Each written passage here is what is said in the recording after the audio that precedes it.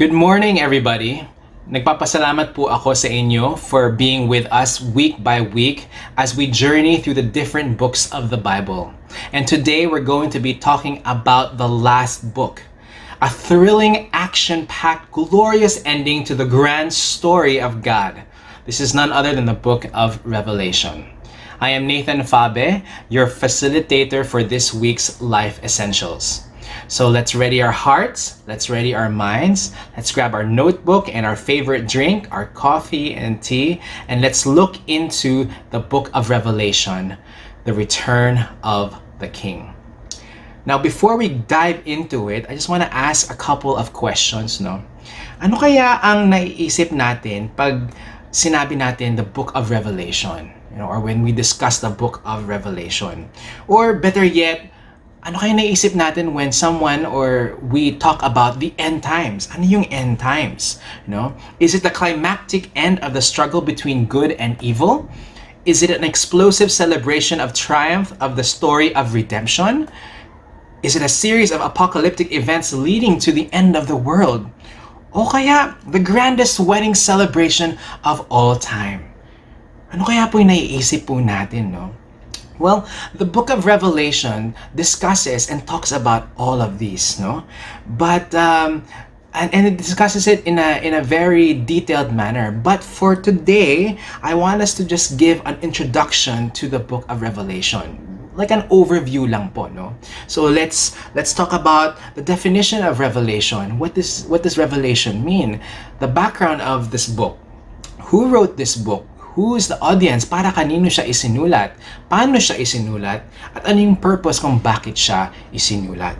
So we will be taking a look at each one of those. So to start off, let's look at the definition of Revelation, as the Bible defines it. So the Greek word for revelation is apocalypsis. Right? Or this means unveiling or unraveling. So therefore, this book, the book of Revelation, is designed to uncover or unravel, not to conceal or to decode, kumbaga, as others would have you do it.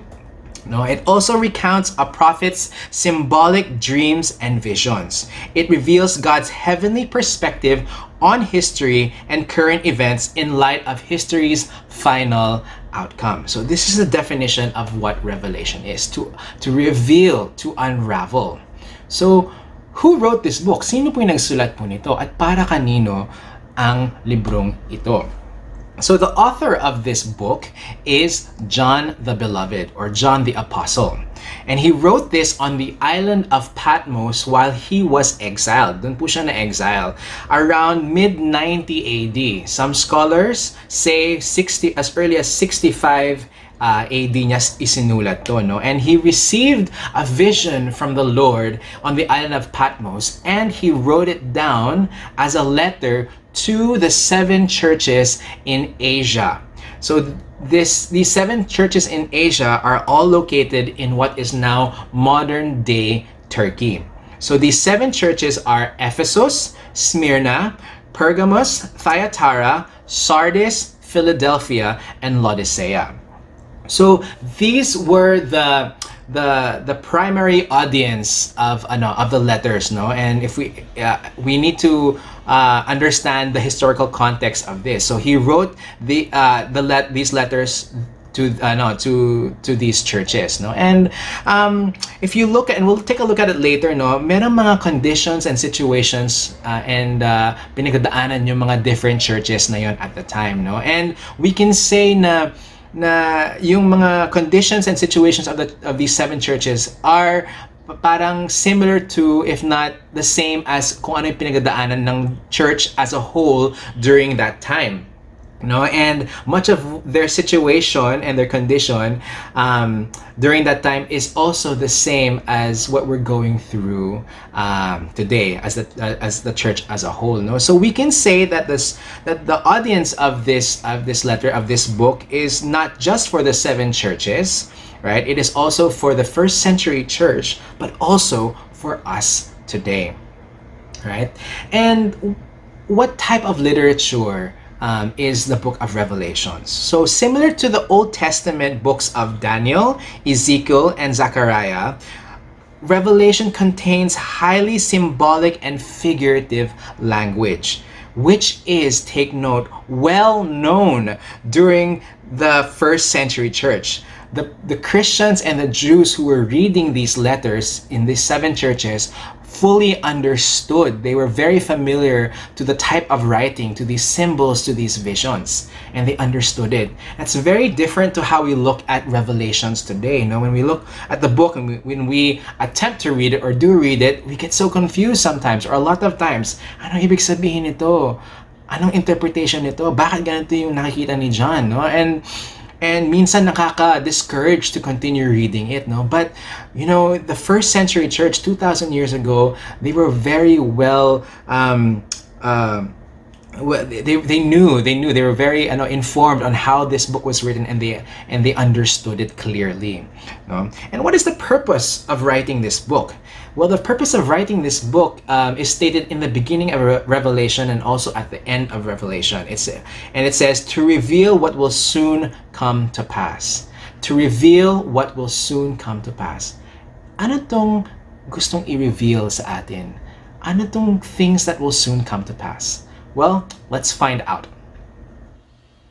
So this book contains a lot of information at ang daming nangyayari dito, ang daming detalye, no? But just for us to get a better grasp of it, para mas maintindihan po natin ng onte, i-divide ko lang po ang this book into three themes or three parts, no? The first being one of judgment, the second being one of victory and restoration, and the third is one of hope. So the first part we're going to discuss is about judgment. So the book of Revelation starts off with John writing a letter to the seven churches, you know, and he's addressing the situation and condition of the seven churches at the time. And marami sa mga churches doon, maraming mga issues, maraming pinagdadaanan, no? There were some who were being persecuted and nahihirapan, and you have to understand, no, that during that time they were still under the Roman Empire, and Christianity and Christians were heavily persecuted. You know, so there were some churches na hirap, yet they remained faithful. And Jesus, through John, commended them for being faithful to Jesus Christ, being faithful to God. But yet there were other churches who were not so faithful. In fact, they had issues of morality, they had issues of compromising the gospel, issues of pride, of selfishness, of indulgence, and even apathy, or wala silang pakialam sa paligid nila. Basta sila in the four walls of their church, okay sila, okay na yon, no? So rebuke sila ni John dito through these letters, no? And he also mentioned to all of them, sabi nila, no, na you guys are experiencing suffering now or persecution now, but in the future, there will be a time where you will experience even greater suffering, even greater pain, even greater tribulation. And when you guys do experience that, and you will, no, you have a choice, sabi niya. You have a choice. Either remain faithful to God until the end, even if it means death, or fall into compromise. So, yun yung parang choice na parating binigay ni John sa kanila. And this is a recurring statement, no, or alluded statement throughout the book of Revelation to the people of God.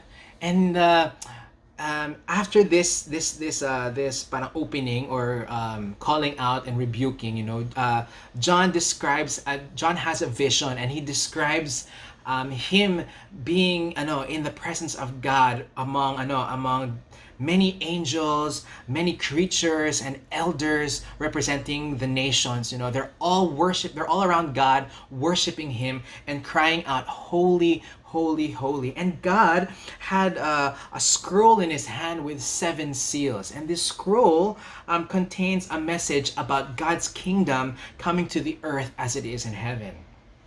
And they were all saying, who can open the scroll? No one is worthy. Sino pwede? You know, no one is worthy except, sabi nila, for the Lion from the tribe of Judah, the Messianic King.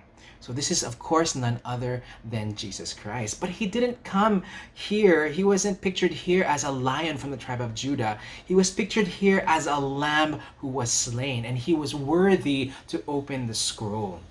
And there's a verse here in Revelations 5. It says, "Worthy are you to take the scroll and to open its seals, for you were slain, and by your blood you ransom a people for God from every tribe and language and people and nation, and you have made them a kingdom of priests to our God, and they shall reign on the earth." So this is what's going to happen in the future, where the saints, the people who God purchased, will live and reign with him forever. Also contained in this judgment are the divine judgments, and there are different cycles of these divine judgments. And again, dito maraming visions and symbolisms na nangyayari.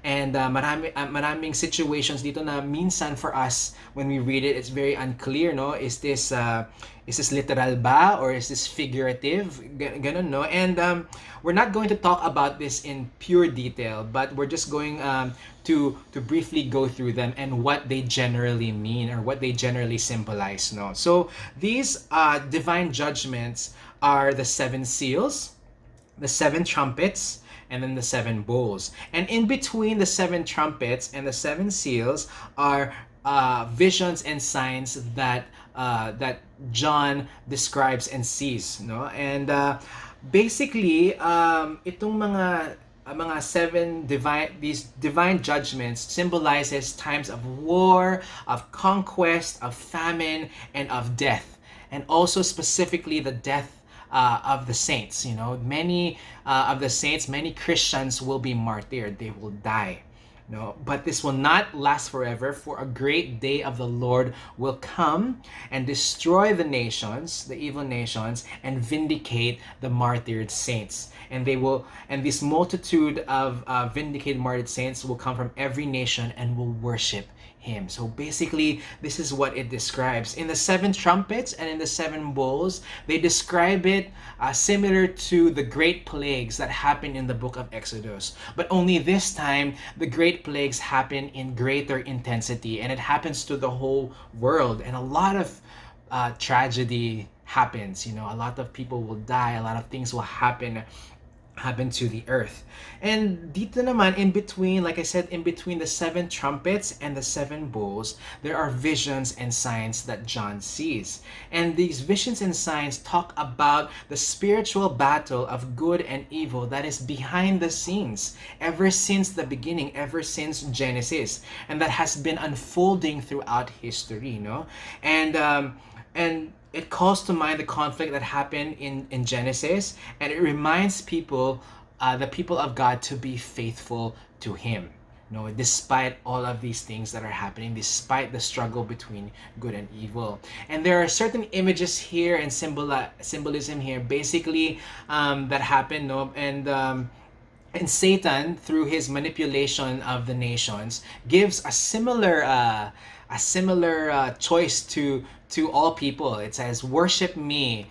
Place your allegiance to me. Place your allegiance to these nations and not to God.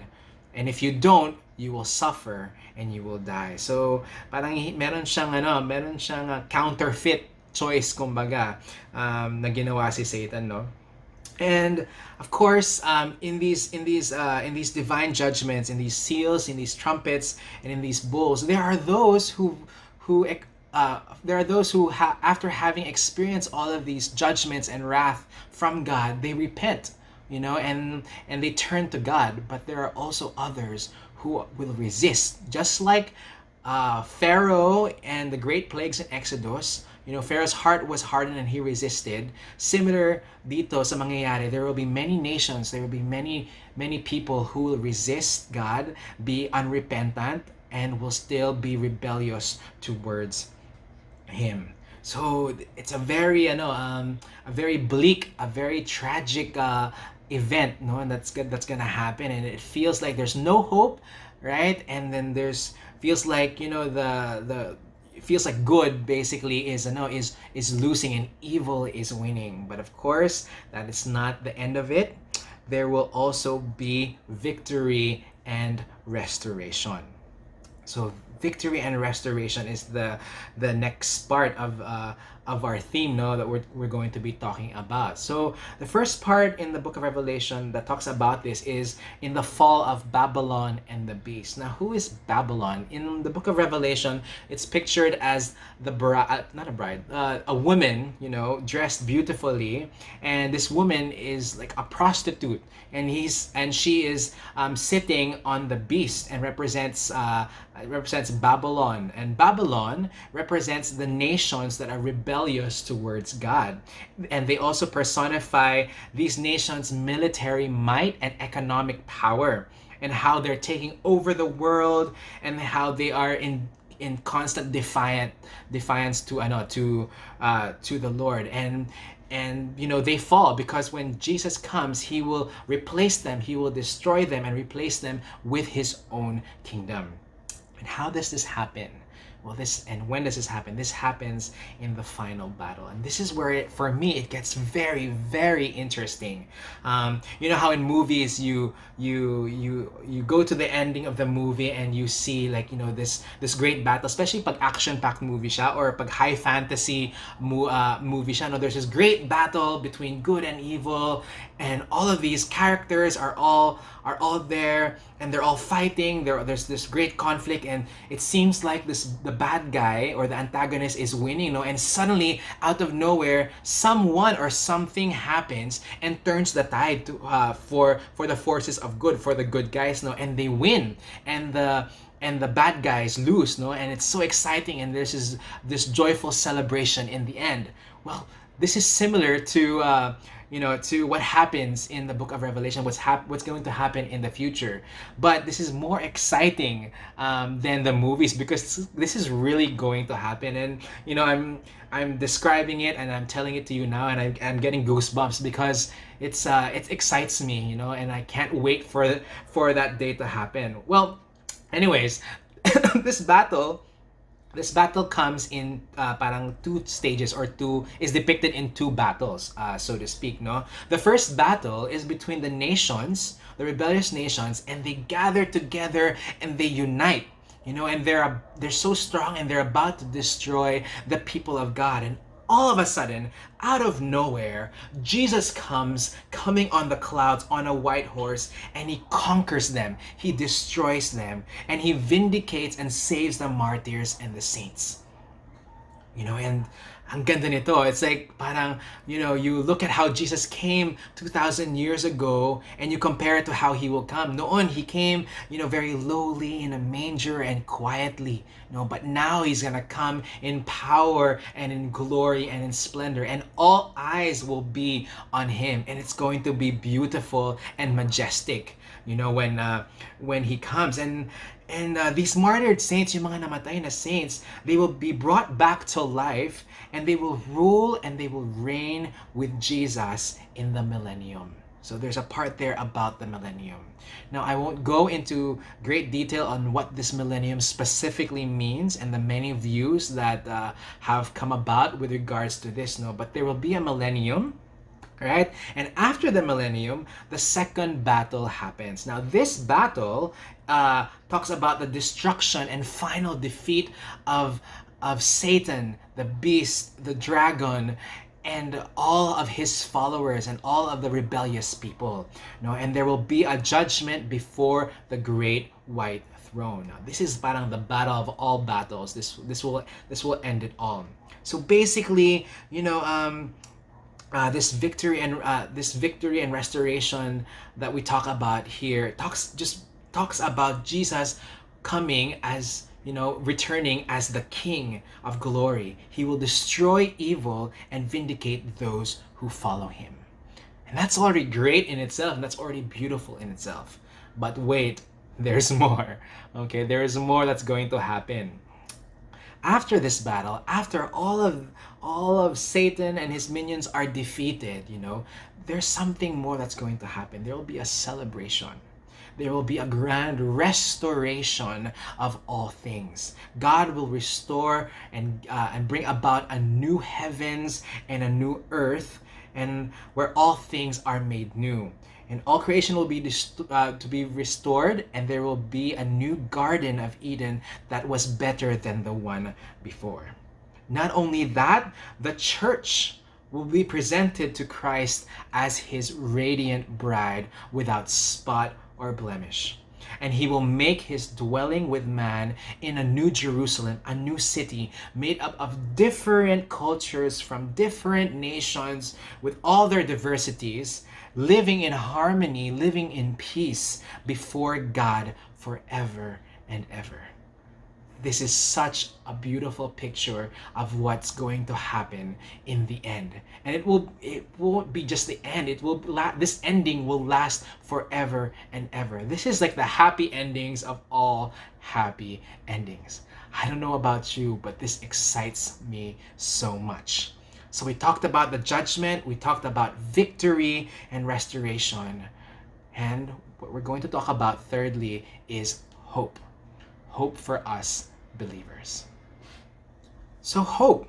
We have hope because God is sovereign. He is the grand weaver of all history. See, God holds the times and the seasons of this world at siya ang may control sa lahat. Not only that, he is at work since the beginning to restore all things to himself. And he continues to do so by unfolding history for his glory and for our benefit. So lahat na nangyayari sa atin, lahat na nangyayari sa mundong ito, good or bad, he allows it to happen because he's weaving it into his story. So that in the end, he will get the glory, honor, and praise, and we will benefit from that. Not only that God is sovereign, but God will gather his own. He will gather for himself his people. Ever since Genesis, God has been on a mission. And this mission is to redeem a people from all people, sa lahat ng lahi, in all generations, and transform them to become a people who can fully love him back. That's what he's doing. And these people are called his church. And the church is the bride of Christ, whom God is preparing to be with him for all ages. He is refining us. He is pruning us to be pure and spotless, beautiful and radiant when he presents us to Jesus Christ. And he who began a good work in us is faithful to complete it. So now we have a basic overview of what happens in the book of Revelation. We have the judgment, we had the victory and restoration, and then we had hope. But what does this mean for us now? What does this mean for you and for me? For us as a church, or for us as a church as a whole? And I want to give everyone a couple of challenge, so and how we can respond to this when we're reading it and while we're reading the book of Revelation. So one is, let's prepare for the return of the King. Let's prepare for the return of King Jesus. Let's study the end times, not to be right about events or to escape these events.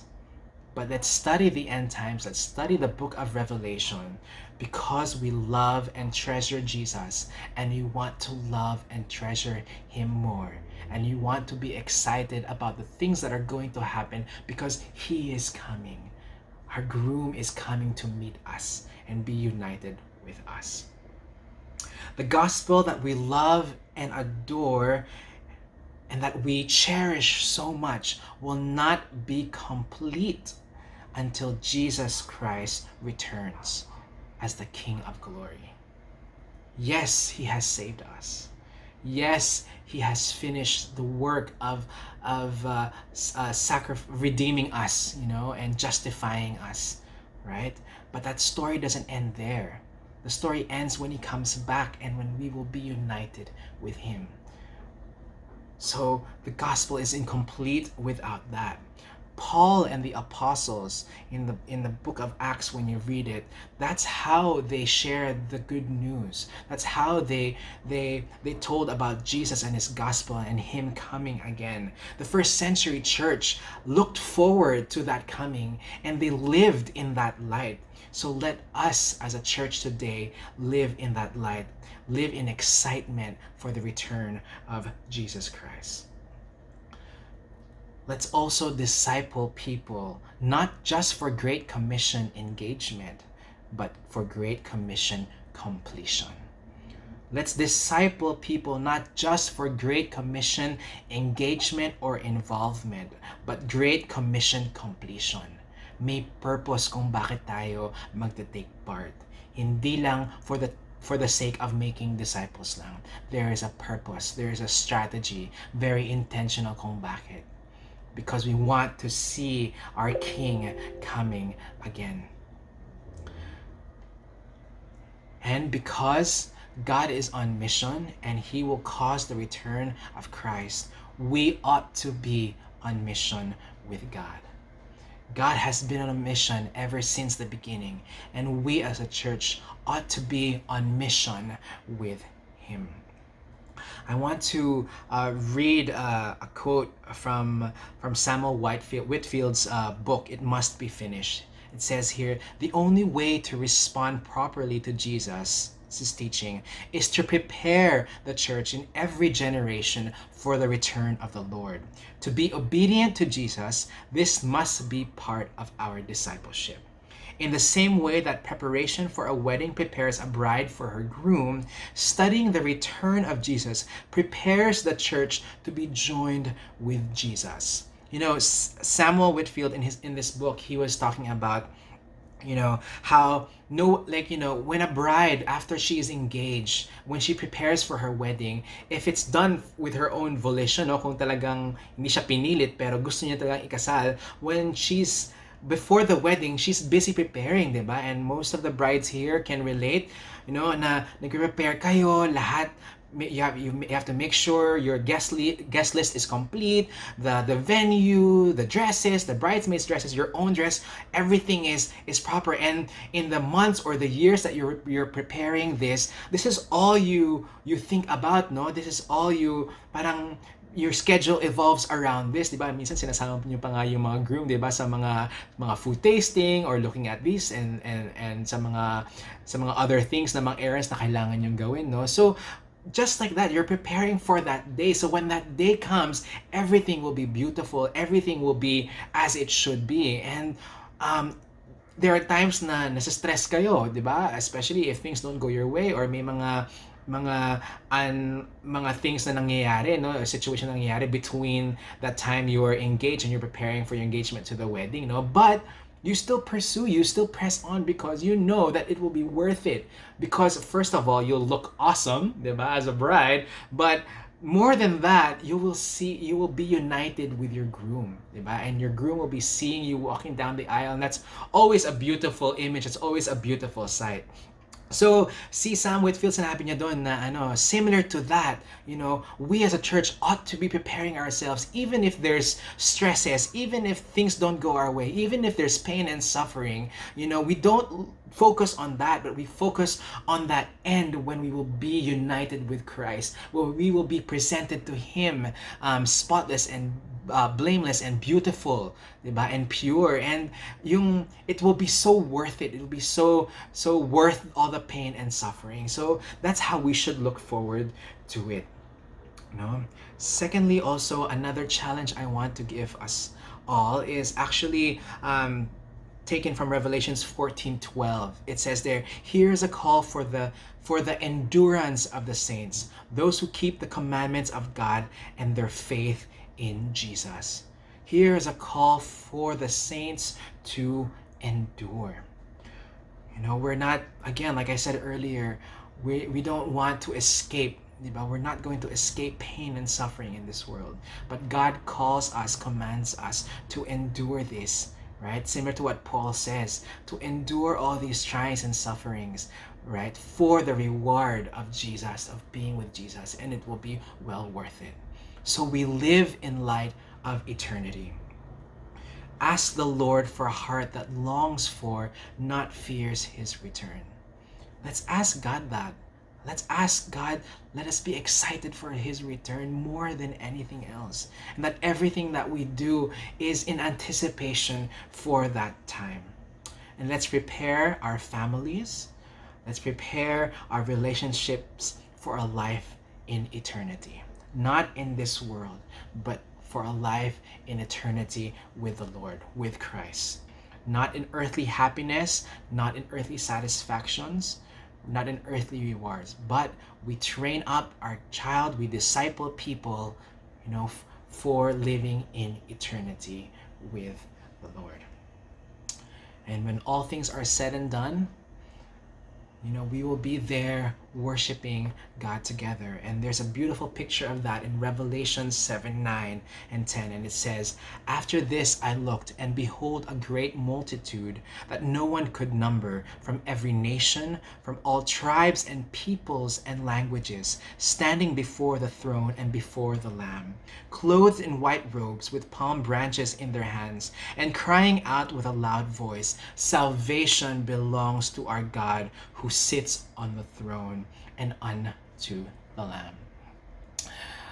John Piper once said, in heaven there will just be worship. There will be no more missions. There will be no more evangelism. There will be no more discipleship as we know it in this world. There will just be worship, where people from all peoples, all creation restored and made new, will be worshiping Jesus, and we will be worshiping the Lamb of God. Church, I pray that we will all look forward to that beautiful picture where we will be worshiping and we will be with God and with Jesus forever and ever. We want to say, "Come, Lord Jesus, come." And that is the book of Revelation. God bless you.